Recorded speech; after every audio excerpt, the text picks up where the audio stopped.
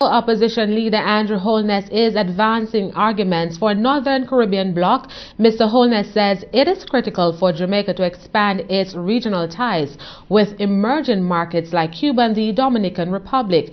But does that mean the opposition isn't convinced of CARICOM's achievements to date? More from Carrie Lowe. The opposition Jamaica Labour Party, JLP, believes it's high time for Jamaica to take advantage of the Northern Caribbean markets. It's a view opposition leader Andrew Holness says should be given priority. But what exactly is the opposition pushing for? Essentially, it's a proposal of a Northern Caribbean bloc, where countries within that space, including Haiti, the DOMREP and Cuba, would facilitate greater trade ties and improved market access with Jamaica. These markets, the JLP leader believes, would pump new blood into the local economy. The imminent opening up of Cuba and the creation of a Northern Caribbean space. This is very important for Jamaica, not just from a foreign policy point of view, but it is important from an economic policy point of view. Jamaica needs scale. Jamaica's markets are not large enough to generate growth on its own. Jamaica needs access to new markets and larger markets.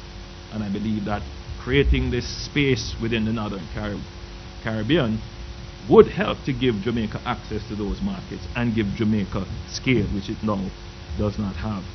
Mr. Holness presented his arguments for a Northern Caribbean space to the Organization of American States, OAS, during his recent visit to Washington, D.C., where he engaged other multilateral agencies including the World Bank and the International Monetary Fund, IMF.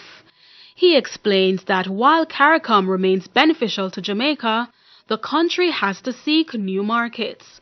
He argues that economies surrounding Jamaica are growing at a faster pace in comparison to the island. What's even more pressing is the imminent opening of Cuba's shores to the world markets. The current structure of CARICOM is one that is beneficial to Jamaica, but a weak Jamaica does not make a strong CARICOM. And so Jamaica has to look very carefully at its strategic relationships in the region. You cannot ignore the imminent liberalization of Cuba and what it will mean for this side of the Caribbean. You cannot ignore the growing market of Haiti, which, by the way, is growing faster than Jamaica and is reporting less crime per 100,000 than Jamaica. And you certainly cannot ignore Dominican Republic, which is growing faster than Jamaica, hitting 7% growth, while Jamaica can only claim 0.3% growth. Ridiculous. So if it is that these countries are all growing around us and they are less than 150 miles away from us in most instances, then it makes eminent sense that Jamaica seeks to create a zone, whether it is a free trade area, a trade cooperation area, that encompasses these other countries. But forging ties with Cuba, Haiti and the DOMREP could present its own challenges, the main one being the language barrier.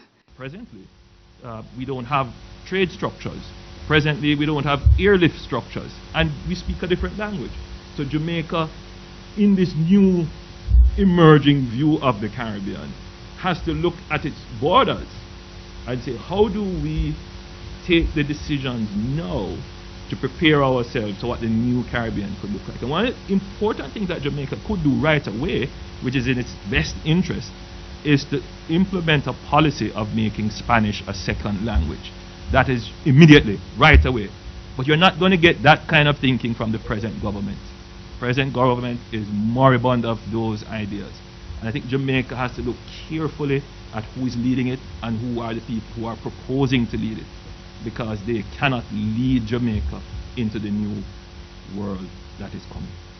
Meanwhile, Shadow Minister of Foreign Affairs Ed Bartlett underscores that the JLP's position doesn't signify that the party is against CARICOM. The JLP is not proposing the abolition of CARICOM, because we are in a multipolar world. And the whole business of national interest driving the principles of foreign affairs is critical. Yes. And whilst we recognize that, we also know that there are great values to be achieved from organized efforts within geographical and geopolitical zones.